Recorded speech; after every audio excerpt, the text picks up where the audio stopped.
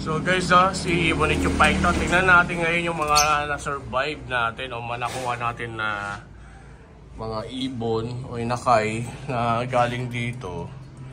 At sa sobrang init nga, may mga namatay dito lang sa cage. Now, total of 7 yung nakuha natin last time.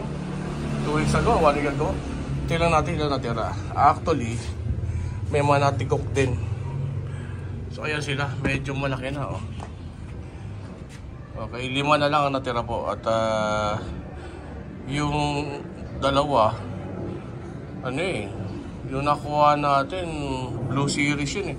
Talagang mahina na, splay legs pa. So hindi tumagal ng 1 week, namatay din. So ito yung mga matitigas, ito yung mga matitigas sa mukha na nabuhay. So ayan, isa-isay natin. Ano ba to? Yung mga itsura nito. Yan yung pinakabata natin, no? Ang nanay nila is dilute na Alb Swan. Tapos yung hen is talagang opaline na na wild type na Personata. So ano to? 10 days yata to. Tapos 10 days. Okay, no?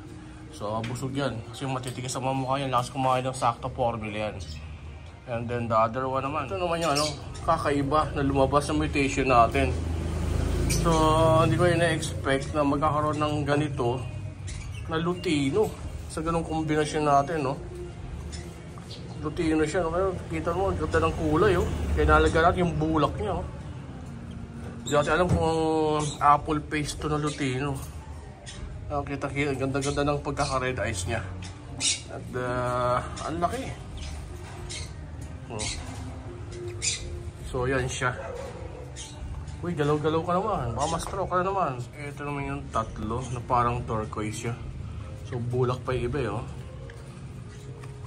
Ang kagandahan nito, talagang nakakatuwa.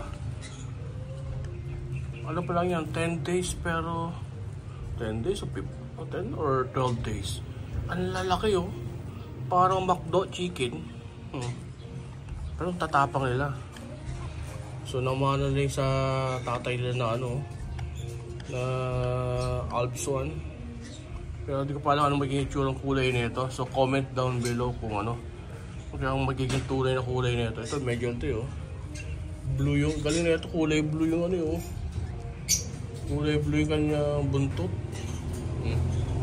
Kaya dito sa grid. So magta-transition na kasi sila sa sa yung weeding na sila eh. So starting this week, tatanggalin ko na yung kusot nila sa bahay nila, sa hand feed box nila. Ayun, nililinis ko nga eh. Nililinisan natin doon na yun, nililinisan natin. So diyan muna sila sa ayan, yung Bermuda style. Okay, ayan sila. Malaglag kayo, ha? Malaglag kayo. So ibabay na, subscribe, like, and share, mga kaibon.